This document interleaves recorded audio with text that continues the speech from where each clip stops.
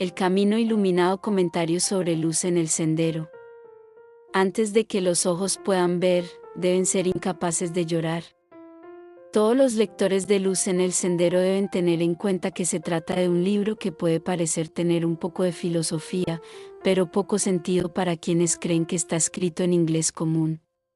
Para muchos que lo lean de esta manera, no será tan refinado como aceitunas fuertes en su sal. Estén advertidos y lean de esta forma. Existe otra manera de leer que es la única que funciona para muchos autores. No se trata de leer entre líneas, sino dentro de las palabras. Es, de hecho, descifrar un mensaje profundo. Todas las obras alquímicas están escritas en el código del que hablo, que ha sido utilizado por los grandes filósofos y poetas de todos los tiempos. Es empleado sistemáticamente por los seguidores de la vida y el conocimiento, que, aparentando revelar su sabiduría más profunda, ocultan su auténtico misterio dentro de las palabras que la expresan. No pueden hacer más. Hay una ley de la naturaleza que insiste en que el ser humano debe descifrar estos misterios por sí mismo. Por ningún otro método puede alcanzarlos. Un individuo que desee vivir debe alimentarse por sí mismo. Esta es la simple ley de la naturaleza que también se aplica a la vida superior. Quien quiera vivir y actuar en ella no puede ser alimentado como un bebé con una cuchara, debe nutrirse por sí mismo. Mi propósito es traducir a un lenguaje nuevo y, a veces, más sencillo algunas partes de Luz en el Camino, aunque no puedo asegurar que mi esfuerzo sea realmente una interpretación. Para una persona sordomuda, una verdad no se vuelve más comprensible si alguien lingüista equivocado traduce las palabras en las que está escrita todas las lenguas vivas o muertas y le grita diferentes frases en el oído. Pero para aquellos que no son sordomudos, un idioma suele ser más accesible que otros y a ellos me dirijo. Los primeros aforismos de Luz en el Sendero, incluidos en el número 1, han permanecido, lo sé bien, encerrados en cuanto a su significado interno para muchos que, de todos modos, han seguido el propósito del libro. Existen 4 verdades probadas y ciertas con respecto a la entrada en el ocultismo. Las puertas de oro cierran ese umbral. Sin embargo, hay algunos que cruzan esas puertas y descubren lo sublime e ilimitado que hay más allá en los distantes espacios del tiempo. Todos cruzarán esas puertas, pero yo soy uno de los que desearía que el tiempo, el gran engañador, no fuera tan dominante. A aquellos que lo conocen y lo aman no tengo nada que decirles, pero a los demás, y no son tan pocos como algunos pueden pensar, para quienes el paso del tiempo es como el golpe de un mazo y el sentido del espacio como los barrotes de una jaula de hierro, traduciré y volveré a traducir hasta que lo comprendan plenamente. Las 4 verdades que se encuentran en la primera página de Luz en el Sendero se refieren a la prueba de iniciación que debe superar el aspirante a ocultista. Hasta que no haya pasado esta prueba, ni siquiera podrá acercarse a la puerta que conduce al conocimiento. El conocimiento es la mayor herencia del ser humano. Porque entonces no debería esforzarse por obtenerlo de todas las formas posibles. El laboratorio no es el único lugar para la experimentación. Recordemos que la palabra ciencia proviene de Sainz principio presente de Sire, que significa conocer. Por lo tanto, la ciencia no se limita únicamente a la materia, ni siquiera a sus formas más sutiles y misteriosas. La idea de que la ciencia solo trata de la materia es simplemente un producto del espíritu ocioso de la época. La ciencia es una palabra que abarca todas las formas de conocimiento. Es muy interesante lo que los químicos descubren y cómo penetran en las profundidades de la materia, hasta sus formas más sutiles. Pero existen otros tipos de conocimiento además de este, y no todos restringen su búsqueda estrictamente científica de conocimiento a experimentos que puedan ser comprobados por los sentidos físicos. Cualquier persona que no sea lenta o dominada por algún vicio predominante e intuido, o incluso quizás descubierto con cierta certeza, que existen sutiles dentro de los sentidos físicos. Esto no es nada extraordinario. Si examinamos detenidamente la naturaleza, descubriríamos que todo lo que es perceptible a simple vista tiene algo aún más importante oculto en su interior. El microscopio nos ha abierto un mundo, pero dentro de esas envolturas que el microscopio revela se encuentra el misterio que ninguna máquina puede sondear. El mundo entero está lleno de vida y luz, incluso en sus formas más materiales, gracias a un mundo interior. Algunas personas llaman a este mundo interior astral, y aunque la palabra significa simplemente estrellado, es una buena manera de describirlo, ya que las estrellas, como señaló Locke, son cuerpos luminosos que emiten luz por sí mismos.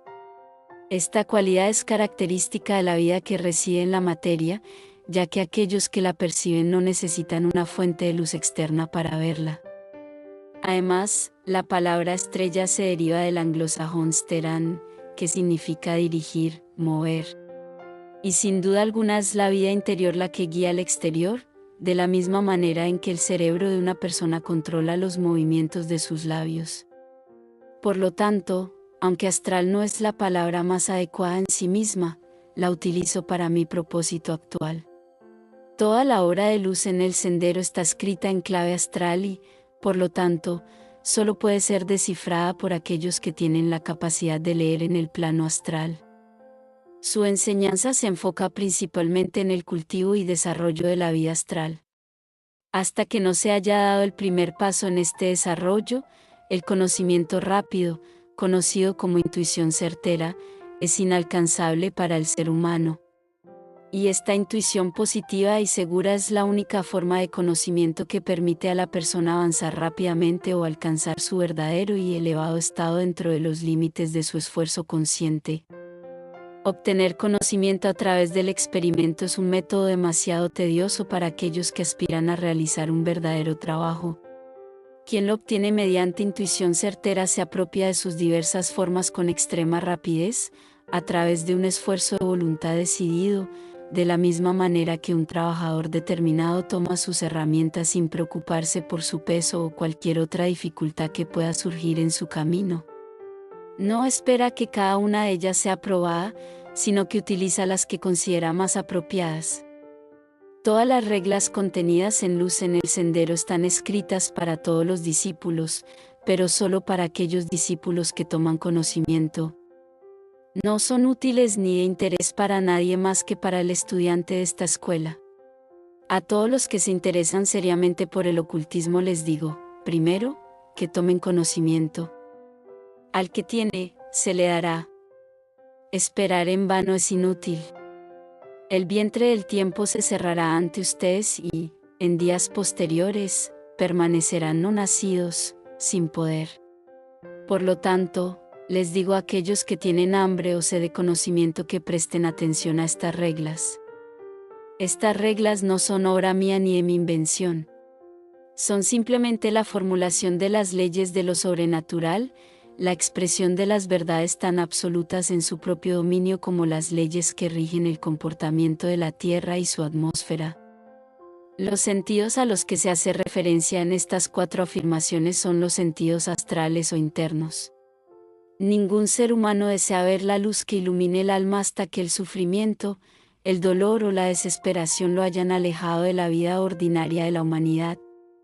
Primero se agota el placer, luego se agota el dolor, hasta que finalmente los ojos se vuelven incapaces de llorar. Esto es una verdad evidente, aunque sé que será negada vehementemente por muchos que simpatizan con los pensamientos que emanan de la vida interior. Ver con el sentido astral de la vista es una forma de actividad que nos resulta difícil de comprender de inmediato. Los científicos son conscientes del milagro que realiza cada niño al nacer, cuando conquista su vista por primera vez y la pone al servicio de su cerebro. Es un logro asombroso, aunque el niño lo hace casi inconscientemente, impulsado por la poderosa herencia del hábito. Nadie recuerda conscientemente haberlo hecho alguna vez, de la misma manera en que no podemos recordar los movimientos individuales que nos permitieron subir una colina hace un año. Esto se debe a que vivimos, nos vemos y tenemos nuestro ser en la materia. Nuestro conocimiento de ella se ha vuelto intuitivo con nuestra luz astral. La situación es muy distinta. Durante mucho tiempo, la humanidad le ha prestado muy poca atención, tan poca que prácticamente ha perdido el uso de sus sentidos internos. Es cierto que en todas las civilizaciones surge la conciencia astral y el ser humano reconoce con mayor o menor grado de lucidez y confusión que se conoce a sí mismo, pero la mayoría de las veces lo niega, y al volverse materialista, se convierte en algo extraño, un ser que posee ojos, oídos, voz, poder y, sin embargo, no utiliza ninguno de estos dones. Esta es la situación y el hábito de la ignorancia se ha arraigado tanto que ahora nadie percibirá con la visión interna hasta que la angustia haya hecho que los ojos físicos no solo no vean, sino que den lágrimas. La esencia misma de la vida, la incapacidad de llorar es señal de haber enfrentado y superado la simple naturaleza humana y de haber alcanzado un equilibrio que no puede ser perturbado por las emociones personales. Esto no implica dureza de corazón ni indiferencia. No significa agotamiento por el sufrimiento cuando el alma, que sufre, parece incapaz de soportar más dolor. Tampoco significa la apatía de la vejez, cuando la emoción se adormece debido al desgaste de las cuerdas que vibran en ella. Ninguna de estas condiciones es adecuada para un discípulo, y si alguna de ellas existe en él, debe superarse antes de que pueda emprender el camino.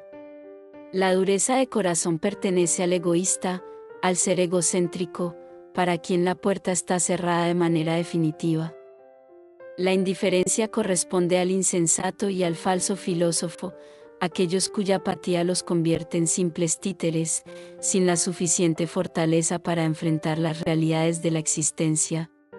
Cuando el dolor o el sufrimiento han desgastado la agudeza de la aflicción, el resultado es un letargo no muy diferente al que acompaña a la vejez, tal como la experimentan comúnmente hombres y mujeres. Esta condición impide la entrada en el camino, ya que el primer paso es difícil y requiere a una persona fuerte, llena de energía psíquica y física, para intentarlo. Hagamos esto rápido. Si te agrada el contenido de este canal y te ha sido de ayuda, ¿podrías darle clic al botón de suscribirse? Con esto ayudarás a una persona más a encontrarse con Audiol. Si quieres ayudar a otros, nos hace saber que eres uno de nosotros. Gracias y volvamos al audiolibro. Es una verdad que, como dijo Edgar Allan, los ojos son las ventanas del alma, las ventanas de ese palacio encantado en el que reside. Esta es la interpretación más cercana al lenguaje común del significado del texto. Si la pena, la consternación, la decepción o el placer pueden sacudir el alma de tal manera que pierda su firmeza en el espíritu sereno que la guía, y las emociones abruman la claridad del conocimiento con sensaciones intensas, entonces todo se nubla, las ventanas se oscurecen y la luz se vuelve inútil. Esto es tan literal como que un hombre al borde de un precipicio, si pierde el control debido a una emoción súbita, seguramente caerá. El equilibrio del cuerpo debe preservarse no solo en lugares peligrosos, sino también en terrenos planos, aprovechando las leyes de la gravedad que nos proporciona la naturaleza. Lo mismo ocurre con el alma, que actúa como un puente entre el cuerpo exterior y el espíritu divino más allá de nosotros. La chispa divina reside en la quietud, donde ninguna perturbación de la naturaleza puede afectarla. Siempre es así. Sin embargo, el alma puede perder el control sobre esto, su conocimiento de ello. Aunque ambos son partes de un todo, es a través de las emociones y sensaciones que este control se experimenta. Placer o dolor provoca una vibración intensa que es, para la conciencia humana, la vida misma. Esta sensibilidad no disminuye cuando el discípulo comienza su entrenamiento, sino que aumenta. Es la primera prueba de su fortaleza.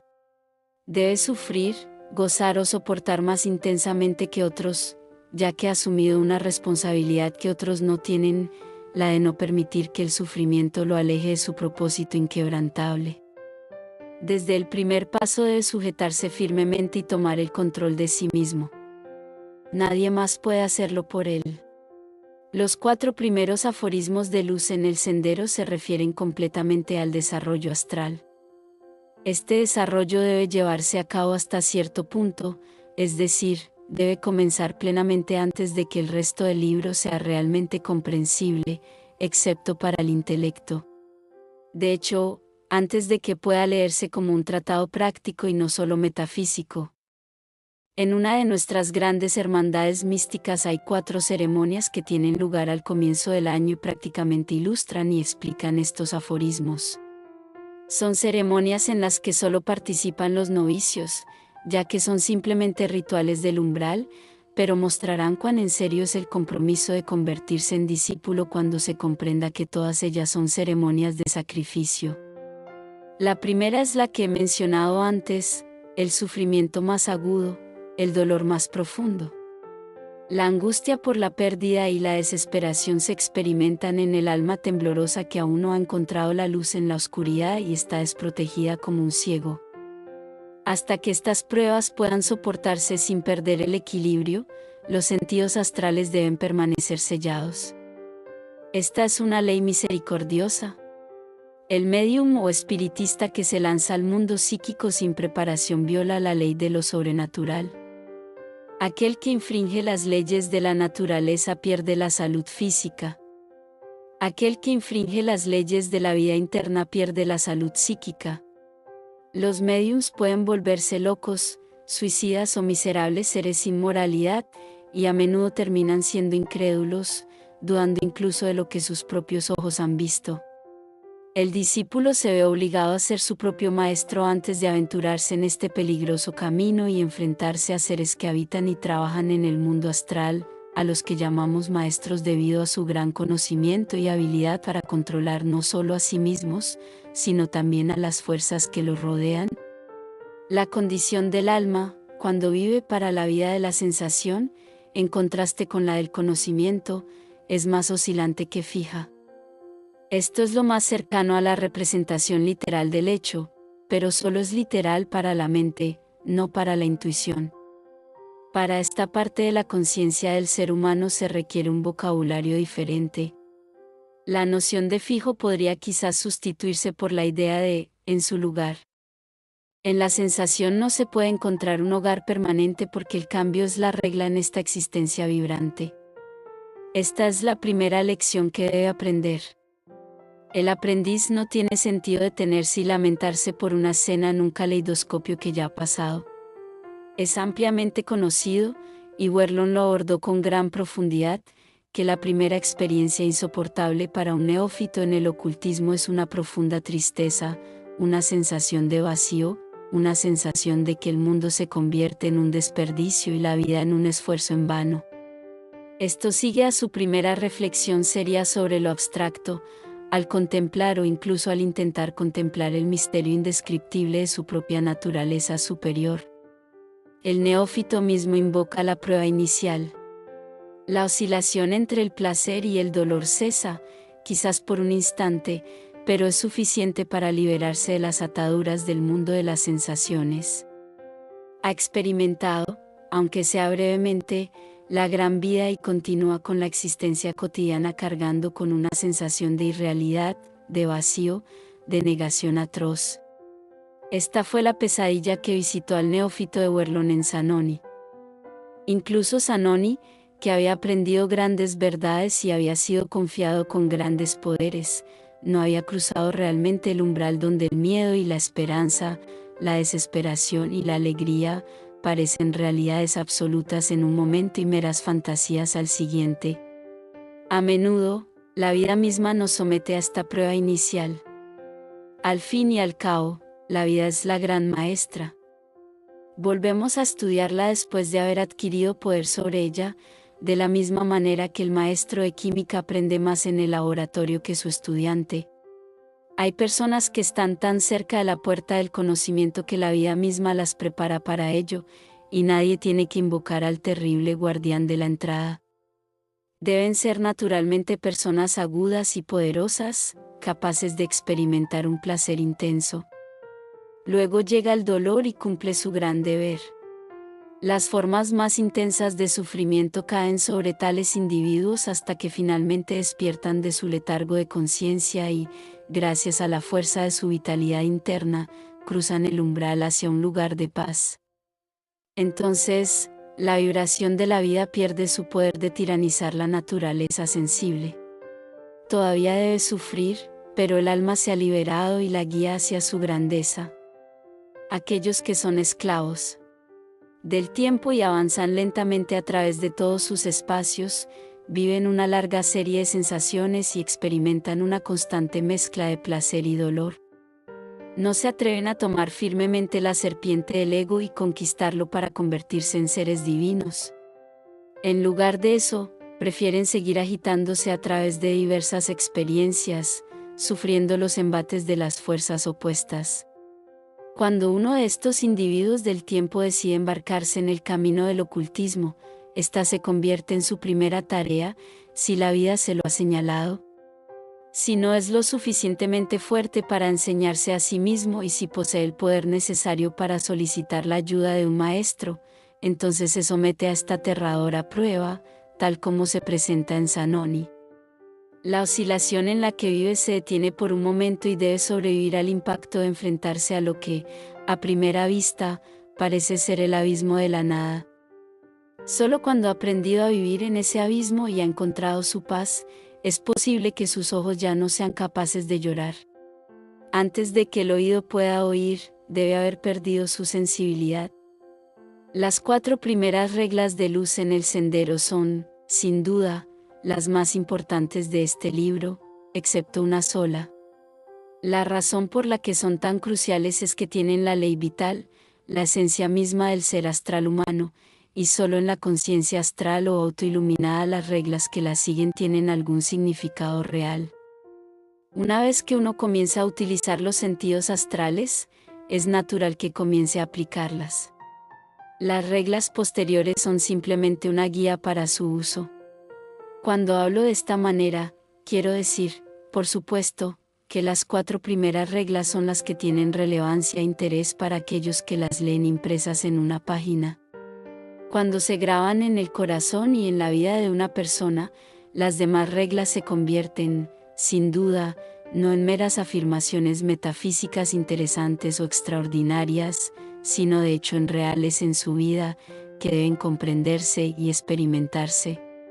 Las 4 reglas están inscritas en la gran cámara de cada logia verdadera de una hermandad viva, ya sea que un individuo esté a punto de vender su alma, como Fausto, esté a punto de ser derrotado en batalla, como Hamlet, o esté a punto de entrar en el recinto.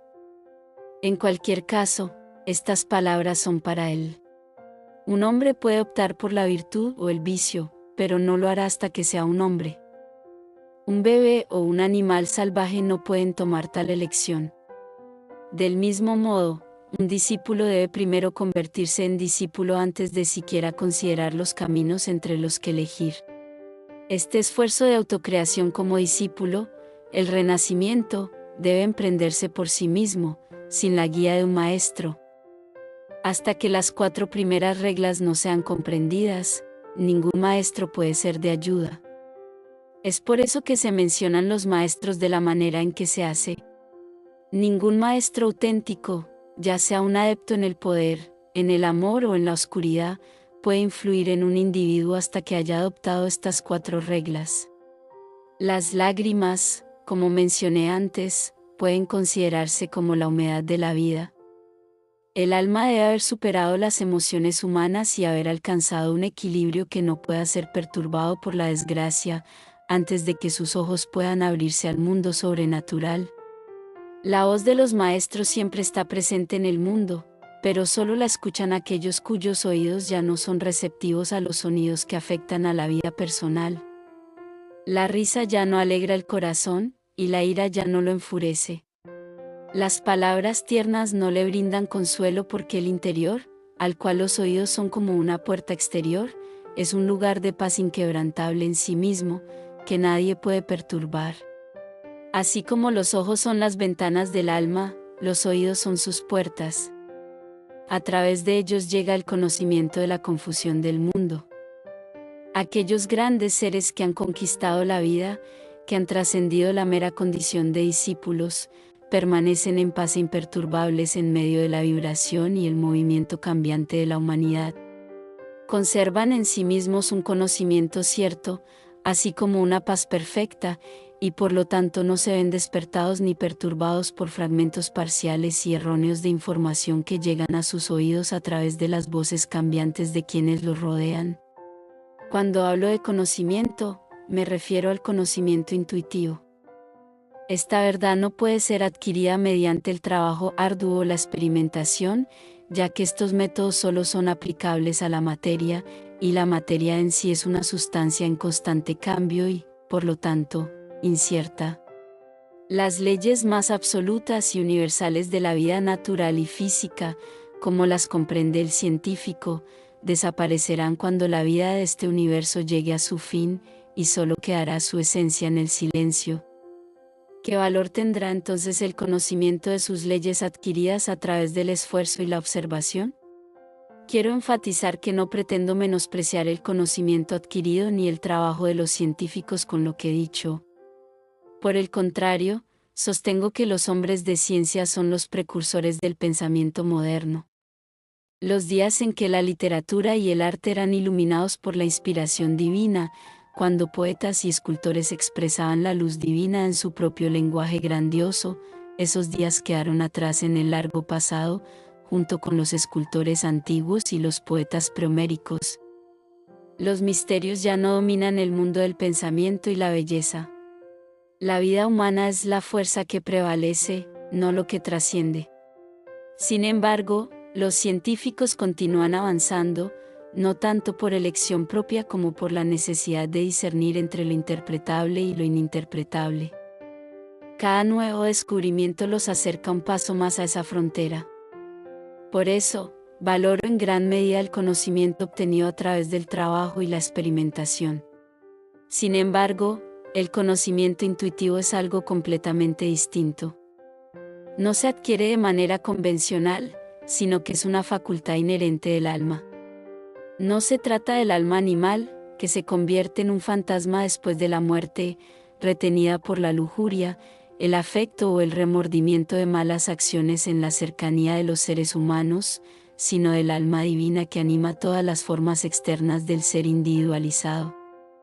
Esta facultad reside en el alma como algo intrínseco. El aspirante a discípulo debe despertar conscientemente a esta facultad mediante un esfuerzo de voluntad feroz, decidido e indomable. Empleo la palabra indomable por una razón específica. Solo aquel que es indomable, que no puede ser subyugado y comprende que debe ser el amo de todo excepto de su propia divinidad, puede despertar esta facultad. Con fe, todo es posible. Los escépticos se burlan de la fe y se enorgullecen de su ausencia en sus propias mentes.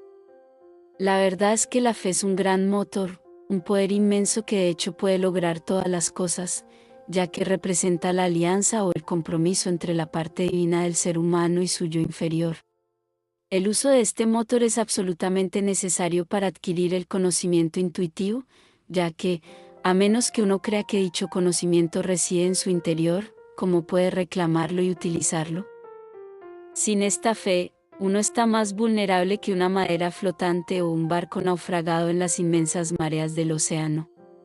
Estos objetos son llevados de un lado a otro por las corrientes, de la misma manera que un individuo puede ser afectado por las vicisitudes de la fortuna.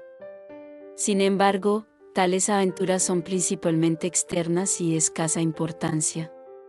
Un esclavo puede ser arrastrado, encadenado por las calles, y al mismo tiempo mantener la serenidad de un filósofo, como lo demostró Epicteto.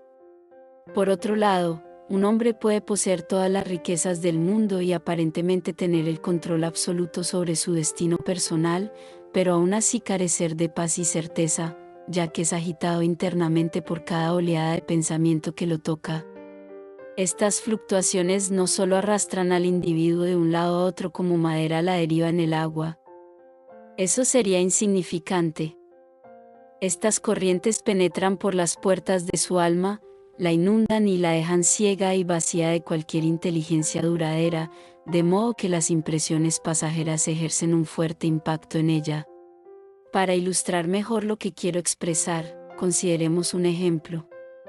Imaginemos a un escritor escribiendo, a un pintor trabajando en su lienzo, o a un compositor escuchando las melodías que emergen de su imaginación.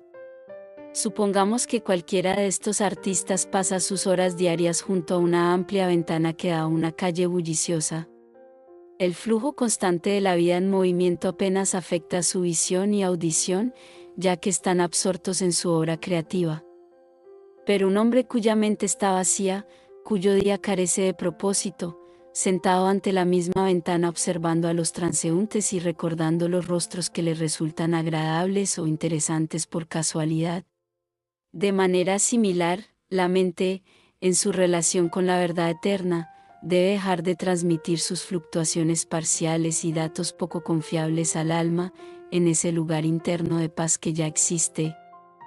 Cuando se ha comprendido la primera regla, la luz del conocimiento genuino comienza a brillar. Entonces, los oídos comienzan a escuchar, aunque al principio muy tenue y delicadamente. De hecho, estos primeros indicios del inicio de una vida verdaderamente real son tan frágiles que a veces se desestiman como simples fantasías o imaginaciones. Sin embargo, antes de que estas experiencias se conviertan en algo más que simples imaginaciones, uno debe enfrentarse al abismo del vacío de una manera completamente diferente. El silencio absoluto, que solo se logra al cerrar los oídos a todos los sonidos efímeros, se presenta como un horror aún más aterrador que la oscuridad sin forma del espacio. Nuestra única concepción mental del espacio en blanco, en su forma más desnuda de pensamiento, es, creo, la de una oscuridad absoluta.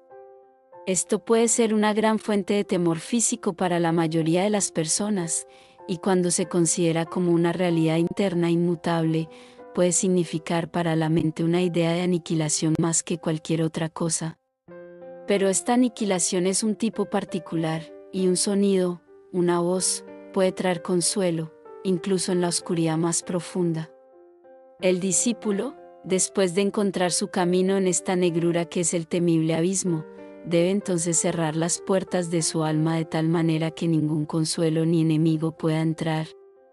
Es al realizar este segundo esfuerzo cuando aquellos que antes no habían sido capaces de percibirlo comprenden el hecho de que el dolor y el placer no son más que sensaciones.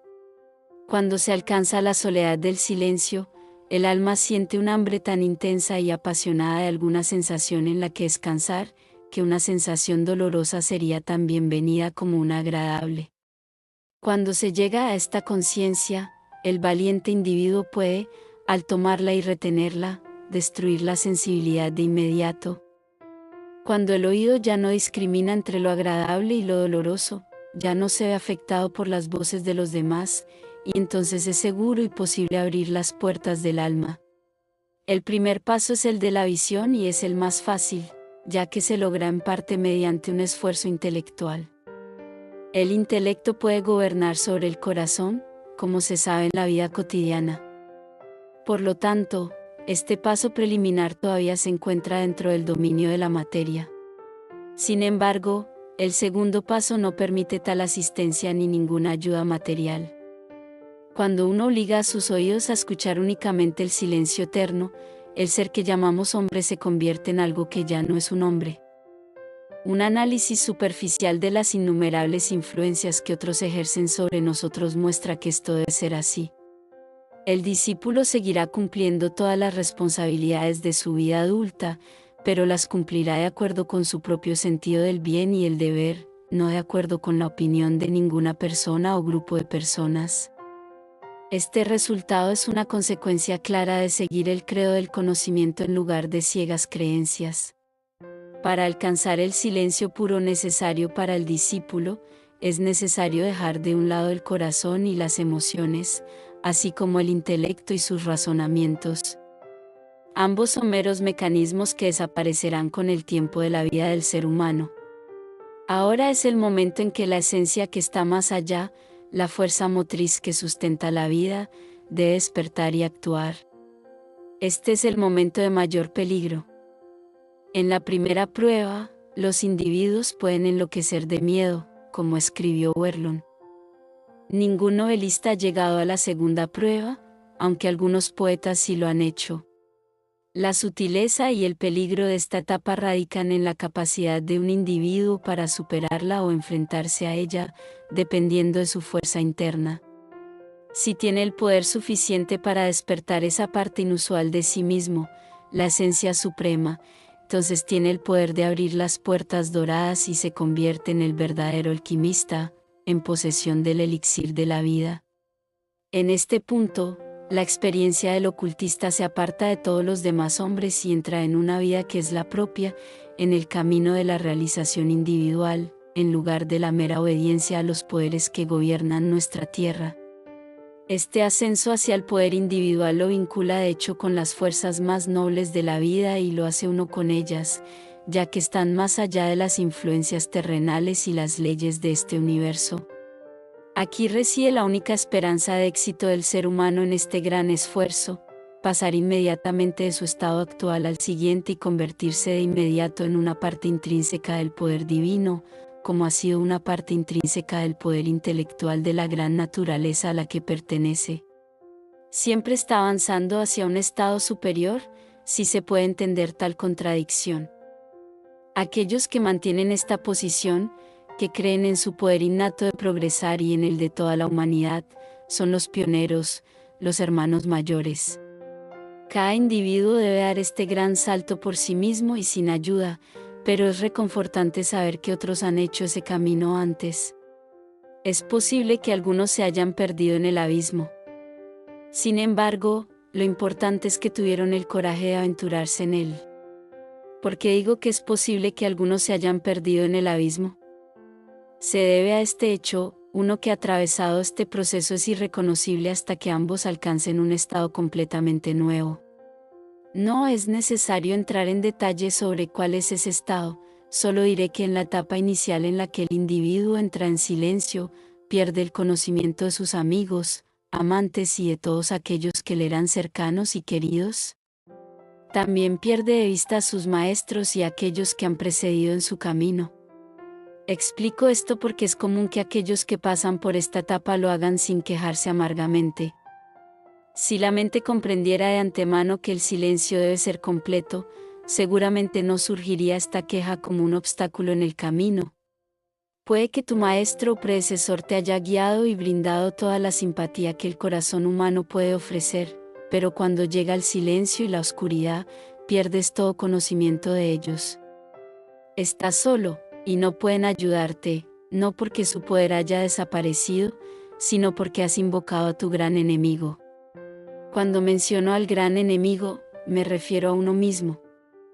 Si uno tiene el poder para enfrentar su propia alma en la oscuridad y el silencio, habrá vencido al yo físico o animal, que solo se rige por las sensaciones.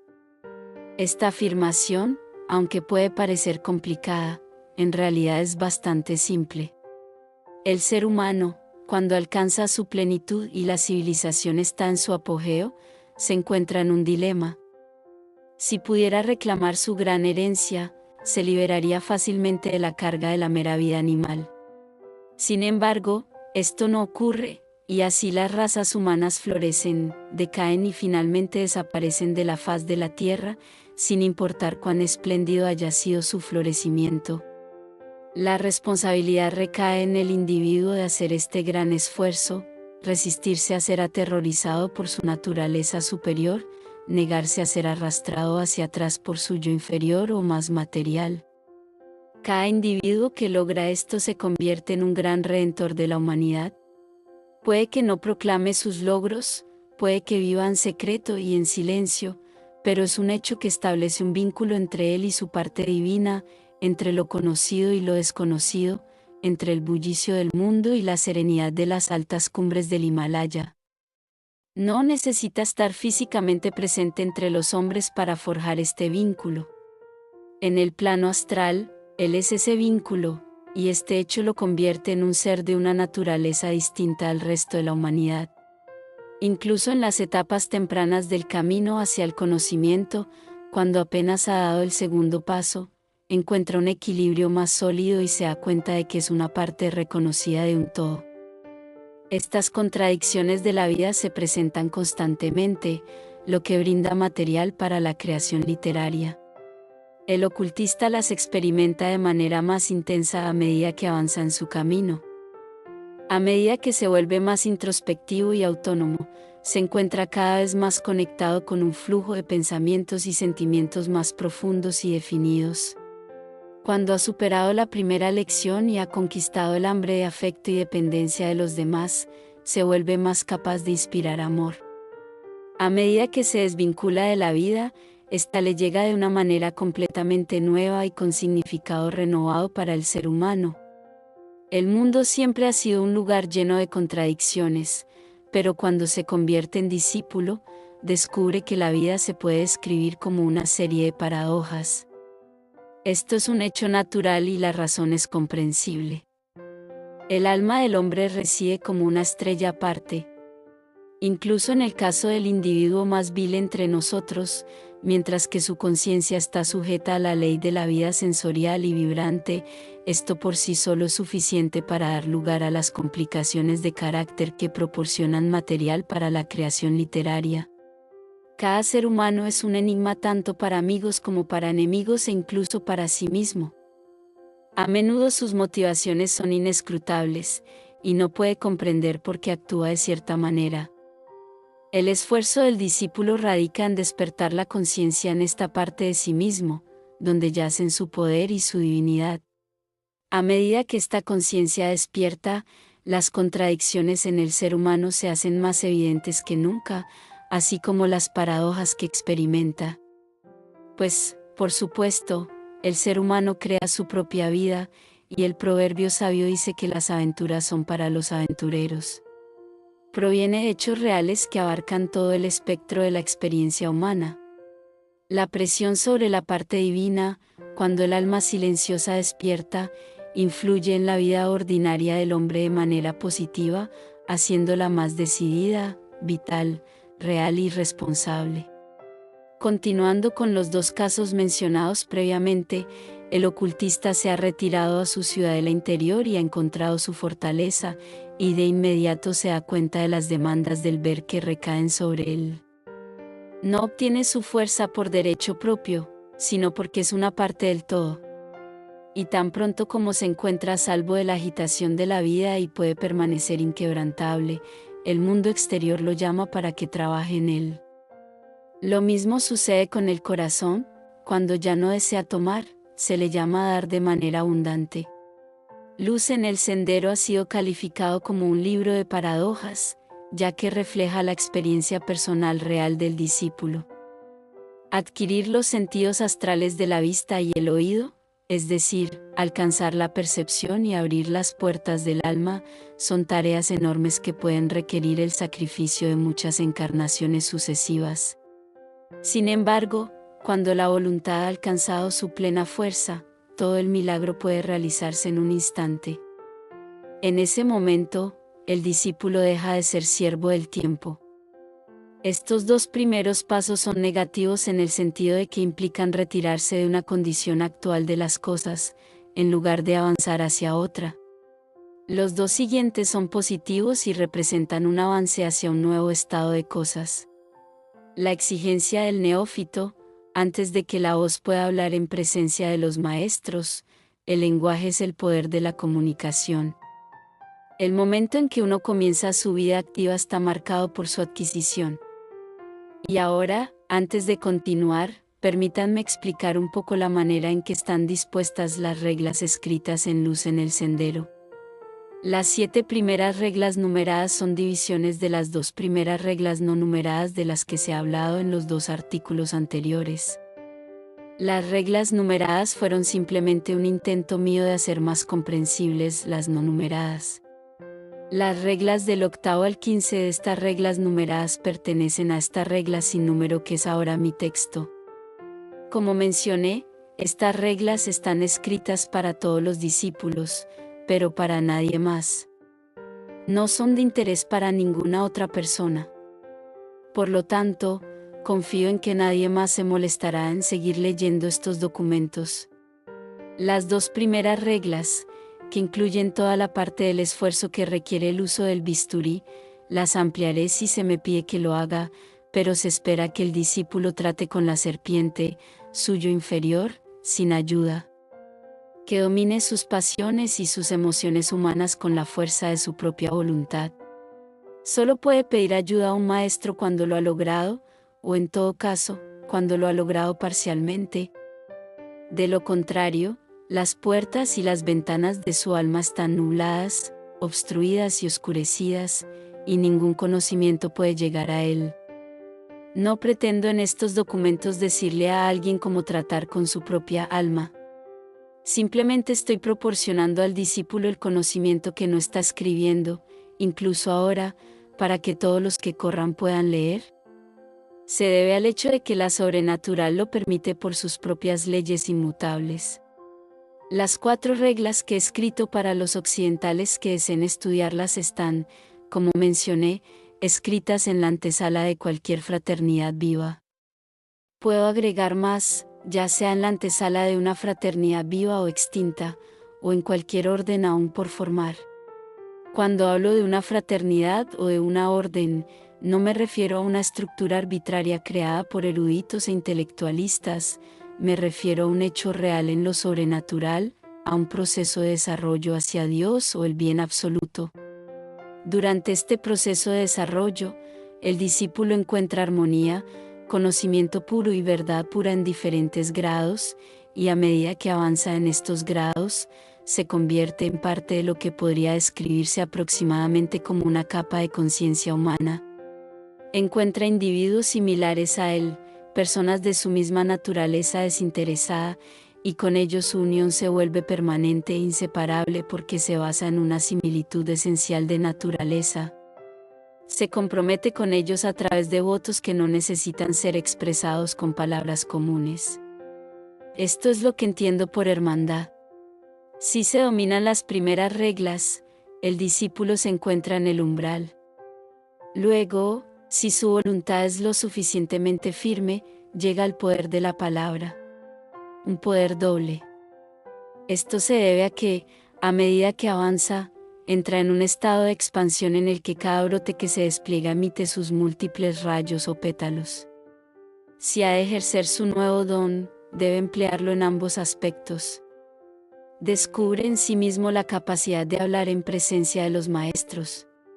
En otras palabras, tiene el derecho de buscar el contacto con la parte más divina de ese estado de conciencia en el que ha ingresado. Sin embargo, debido a la naturaleza de su posición, se ve compelido a actuar de 2 maneras simultáneamente. No puede elevar su voz a las alturas donde residen los dioses hasta que haya penetrado en las profundidades donde su luz aún no brilla en absoluto. Está sujeto a una ley inflexible. Si aspira a convertirse en un neófito, inmediatamente se convierte en un servidor. No obstante, su servicio es sublime. Incluso si solo es por la calidad de aquellos con quienes lo comparte. Pues los maestros también son servidores, sirven y reclaman su recompensa posteriormente. Parte de su servicio radica en permitir que sus conocimientos alcancen al discípulo. Su primer acto de servicio consiste en compartir parte de esos conocimientos con aquellos que aún no están preparados para estar donde él está. Esto no es una decisión arbitraria tomada por ningún maestro, instructor o ser divino, por más elevado que sea. Es una ley de la vida en la que el discípulo ha entrado. Por eso estaba inscrito en la puerta interna de los templos de la antigua hermandad egipcia: el trabajador es digno de su salario, pedid y se os dará. Puede sonar demasiado simple y fácil de creer en el sentido místico en el que se utiliza la palabra en esta escritura. Sin embargo, el discípulo no puede pedir en el sentido místico de la palabra hasta que haya adquirido el poder de ayudar a los demás. ¿Por qué es esta una afirmación demasiado categórica? Es demasiado categórico decir que un hombre debe tener un punto de poder antes de poder saltar. La posición es la misma si brindas ayuda. Si realizas un trabajo, entonces hay una reclamación real. No en el sentido de una comprensión personal, sino en el sentido de la comunidad de naturaleza. Los seres divinos otorgan y exigen que también des antes de que pueda ser considerado parte de su linaje. Esta ley se revela cuando el discípulo se esfuerza por hablar. El habla es un don que solo llega al discípulo del poder y del conocimiento. El espiritista entra en el mundo psíquico astral, pero no encuentra allí un lenguaje verdadero, a menos que lo reclame inmediatamente y continúe haciéndolo. Si está interesado en los fenómenos o en las meras circunstancias y eventos de la vida astral, entonces no entra en ningún camino directo de pensamiento o propósito, simplemente existe y se divierte en la vida astral como lo hizo y se divirtió en la vida física. Claro, hay algunas lecciones simples que el astral psíquico puede enseñar, al igual que hay lecciones simples que la vida material e intelectual enseña, y estas lecciones deben aprenderse. El individuo que busca ingresar a la vida del discípulo sin haber aprendido las primeras y simples lecciones siempre sufrirá por su ignorancia. Son esenciales y deben ser estudiadas de manera profunda, experimentadas una y otra vez, de modo que cada parte de la naturaleza sea penetrada por ellas. Para regresar al reclamar el poder de la palabra, como se le llama, el neófito invoca al gran uno que ocupa un lugar destacado en el rayo de conocimiento en el que ha entrado para que lo guíe. Cuando hace esto, su voz es proyectada hacia atrás por el poder al que se le ha acercado y resuena en los rincones más profundos de la ignorancia humana de manera confusa y vaga. La noticia de la existencia del conocimiento y un poder benéfico que enseña llega a quienes desean escuchar. Ningún discípulo puede cruzar el umbral sin comunicar esta noticia y dejar constancia de ella de alguna manera. Puede sentir horror por la forma imperfecta y poco preparada en la que lo ha hecho, y luego surge el deseo de hacerlo correctamente. Y con el deseo de ayudar a los demás surge el poder, porque este deseo viene de una pureza. No busca obtener crédito, fama o recompensas personales al cumplirlo. Es por eso que obtiene el poder para llevarlo a cabo. La historia de todo el pasado hasta donde podemos rastrearla demuestra claramente que no hay crédito, fama ni recompensa que se ganen por esta primera tarea que se encomienda. El neófito siempre se ha despreciado a los místicos y no se ha creído en los videntes. Aquellos que han tenido la ventaja adicional del intelecto han dejado su registro escrito para la posteridad, el cual para la mayoría de las personas es sin sentido y visionario. Incluso cuando los autores hablan desde un pasado lejano, el discípulo que emprende la tarea esperando en secreto la fama o el éxito para convertirse en maestro y apóstol ante el mundo, fracasa antes de siquiera intentar su tarea. Su hipocresía oculta corrompe su propia alma y las almas de aquellos a quienes toca. En secreto se adora a sí mismo, y esta práctica idólatra trae consigo su propia recompensa. El discípulo que posee el poder de entrada y es lo suficientemente fuerte como para superar cada barrera, cuando el mensaje divino llega a su espíritu, se olvida completamente de sí mismo en la nueva conciencia que lo abraza. Si este contacto superior realmente lo despierta, se convierte en uno con lo divino, en su deseo de dar en lugar de recibir, en su deseo de ayudar en lugar de ser ayudado, en su determinación de alimentar a los hambrientos en lugar de tomar para sí el maná del cielo. Su naturaleza se transforma, y el egoísmo que impulsa las acciones de los seres humanos en la vida cotidiana lo abandona de repente. La reclusión del adepto. Antes de que la voz pueda hablar en presencia de los maestros, debe haber perdido el poder de herir.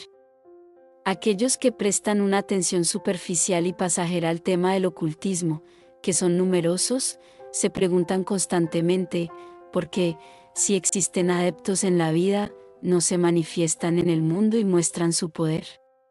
El hecho de que la residencia principal de estos sabios esté más allá de los confines del Himalaya parece ser suficiente evidencia de que no son más que figuras ficticias. De lo contrario, ¿por qué estarían ubicados en un lugar tan distante?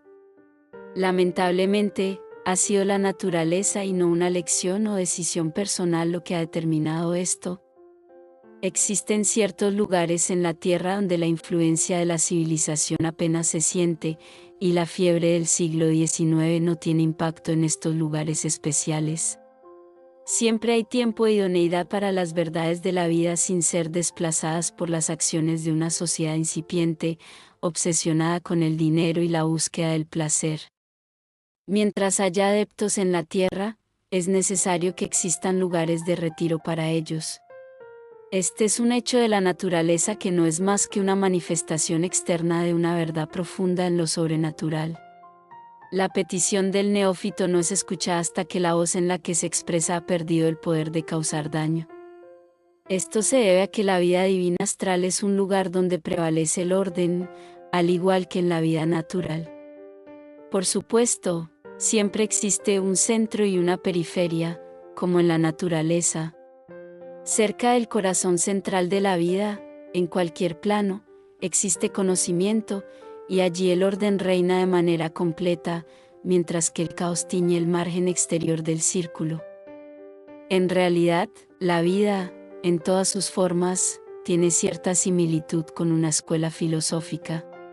Siempre hay aquellos devotos del conocimiento que sacrifican sus propias vidas en su búsqueda, y siempre hay una multitud frívola que va y viene. Epicteto decía que era tan fácil enseñarles filosofía como comer natillas con un tenedor. El mismo estado en la vida superior, el adepto se retira a un lugar aún más profundo y seguro en el que reside. Este lugar de retiro es tan seguro y protegido que ningún sonido discordante puede llegar a sus oídos.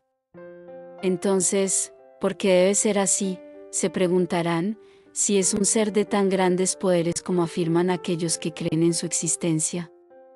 La respuesta es aparentemente evidente: sirve a la humanidad y está identificado con el mundo entero. Está dispuesto a sacrificarse vicariamente por ella en cualquier momento, viviendo y no muriendo por ella. ¿Por qué no habría de morir por ella? Porque es parte del gran todo, y una de sus partes más valiosas. Su vida no le pertenece, sino que está destinada a servir a las fuerzas que actúan detrás de él. Es la flor de la humanidad, la flor que contiene la esencia divina en su propio ser, guarda un tesoro de la naturaleza universal que se resguarda y protege para que la fructificación se complete solo en ciertos momentos de la historia del mundo. Se le permite mezclarse con la humanidad como su redentor, pero para aquellos que tienen el poder de adaptarse a esta multitud, siempre está cerca. Y para aquellos que son lo suficientemente fuertes como para superar los vicios de la naturaleza humana individual, como se establecen estas 4 reglas, él está conscientemente presente, fácilmente reconocible y listo para responder. Sin embargo, esta conquista del yo implica la eliminación de cualidades que la mayoría de las personas consideran que no solo son inquebrantables, sino deseables. El poder de herir abarca muchas cosas que los seres humanos valoran, no solo en sí mismos, sino también en los demás. Incluye el instinto de autodefensa y autoconservación, la noción de que uno posee ciertos derechos, ya sea como ciudadano, como ser humano o como individuo. La agradable sensación del amor propio y la virtud. Estas son afirmaciones difíciles para muchos, pero son verdaderas porque estas palabras que estoy escribiendo ahora y las que he escrito sobre este tema no son de ninguna manera mías. Han sido extraídas de tradiciones de la logia de la Gran Hermandad, que en su momento fue el secreto esplendor de Egipto. Las reglas escritas en su antesala son las mismas que están escritas en la antesala de las escasas actuales. A lo largo de la historia, los sabios han vivido alejados de las multitudes. Incluso cuando alguna razón o propósito temporal lleva a uno de ellos al mundo de los hombres, su retiro y seguridad se mantienen intactos. Es parte de su herencia, parte de su posición. Tienen un título real para ello y no pueden desecharlo más de lo que el duque de Westminster puede decidir no ser el duque de Westminster. En varias grandes ciudades del mundo, de vez en cuando, un adepto puede vivir durante un tiempo simplemente estar de paso, pero todos son ocasionalmente auxiliados por el poder y la presencia real de uno de estos hombres. Aquí en Londres, al igual que en París y en San Petersburgo, existen individuos de gran desarrollo, pero solo aquellos que han conquistado el yo y poseen el poder de reconocerlo los conocen como místicos. De lo contrario, ¿cómo podrían sobrevivir, aunque sea por un corto tiempo, en un ambiente mental y psíquico creado por el caos y la agitación de una ciudad, a menos que estén protegidos y seguros? su propio crecimiento se verá perturbado y su trabajo se verá perjudicado. Y el neófito puede encontrarse con un adepto en carne y hueso. Puede vivir bajo el mismo techo que él y, sin embargo, ser incapaz de reconocerlo y de hacer oír su propia voz. Esto se debe a que ninguna cercanía física, ninguna relación personal cercana, ningún grado de intimidad cotidiana, pueden anular las leyes inexorables que garantizan la reclusión del adepto. Ninguna voz llega a sus oídos internos. Se ha convertido en una voz divina, una voz que no da voz a los clamores del ego. Cualquier llamado menor sería tan ineficaz, una pérdida de energía y poder, como si un simple niño que está aprendiendo el alfabeto fuera enseñado por un erudito de filología. Hasta que un individuo se convierte en su corazón y espíritu en un discípulo, no tiene existencia para aquellos que son maestros de discípulos, y se convierte en uno a través de un solo método, renunciando a su humanidad personal. Para que la voz pierda su capacidad de causar daño, el individuo debe haber llegado al punto en el que se ve a sí mismo como una parte de la inmensa multitud de seres vivos, uno de los granos de arena arrastrados de un lado a otro por el mar de la existencia vibrante. Se dice que cada grano de arena en el lecho del océano, en algún momento, es llevado a la orilla y se encuentra bajo el sol. De manera similar, los seres humanos son impulsados por una gran fuerza y cada uno, en su turno, experimenta los rayos del sol sobre él. Cuando una persona puede considerar su propia vida como parte de un todo como este, ya no luchará por obtener algo exclusivamente para sí misma. Esto implica renunciar a los derechos personales. La persona común espera no solo tener buena suerte, como el resto del mundo, sino que en ciertos aspectos que le interesan, le vaya mejor que a otros. El discípulo no tiene esa expectativa. Por lo tanto, incluso si estuviera en una posición similar a la de un esclavo encadenado, no se quejaría al respecto. Comprende que la rueda de la vida gira constantemente, como lo ilustró Urne Jones en su maravilloso cuadro. La rueda gira, y en ella están atados tanto el rico como el pobre, el poderoso y el débil. Cada uno tiene su momento de buena fortuna cuando la rueda lo lleva a la cima. El rey asciende y desciende, el poeta es aclamado y luego olvidado, el esclavo encuentra la felicidad y luego es descartado. Todos, en su turno, están aplastados cuando la rueda continúa girando. El discípulo comprende esto, y aunque es su deber aprovechar al máximo la vida que le ha tocado, no se lamenta ni se regocija en su propia suerte ni en la de los demás. Todos, sin excepción, están aquí solo para aprender una lección y sonríe ante el esfuerzo del socialista y el reformador que intentan reorganizar las circunstancias que son resultado de las fuerzas inherentes a la naturaleza humana. Considera que esto es inútil y una pérdida de vida y energía. Cuando un individuo se da cuenta de esto, renuncia a sus supuestos derechos individuales, sin importar de qué tipo sean. Esto elimina la espina aguda que afecta a todas las personas comunes. Una vez que el discípulo ha reconocido plenamente que la idea de los derechos individuales es simplemente el producto de la cualidad venenosa que reside en él, que es el cicio de la serpiente del ego, que envenena su propia vida y la vida de quienes lo rodean, entonces está listo para participar en una ceremonia anual que está abierta a todos los neófitos que estén preparados para ello. Se despojan de todas las armas de defensa y ataque, todas las armas de la mente y el corazón, el cerebro y el espíritu. Nunca más pueden considerar a otro individuo como alguien a quien puedan criticar o condenar. Nunca más pueden levantar la voz en defensa propia o para justificarse. Desde esa ceremonia regresan al mundo tan indefensos y desprotegidos como un recién nacido. De hecho, eso es lo que son.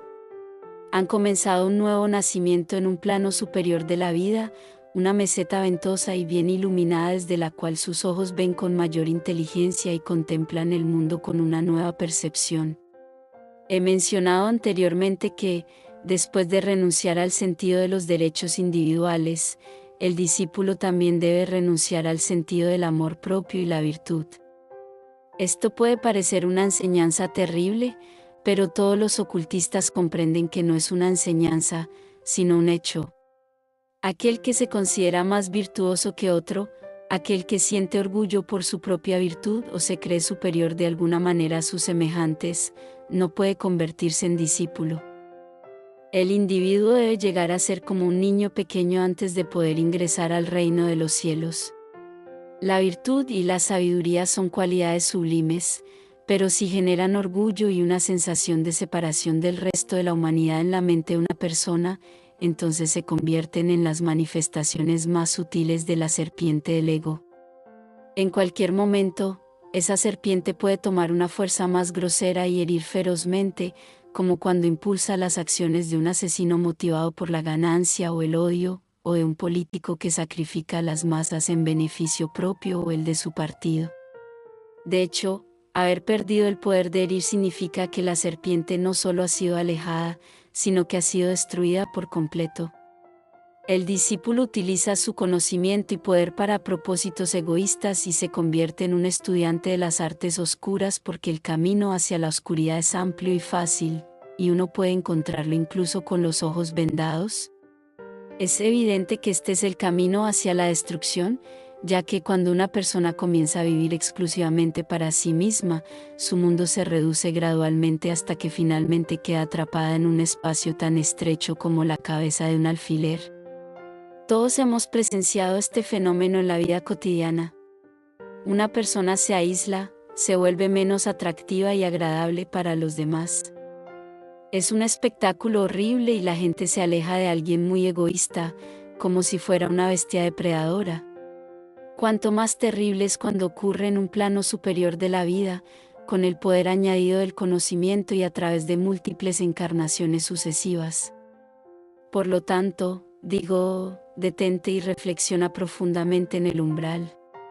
Porque si el neófito exige sin una purificación completa, no ingresará en el retiro del adepto divino, sino que convocará a las terribles fuerzas que residen en el lado oscuro de nuestra naturaleza humana.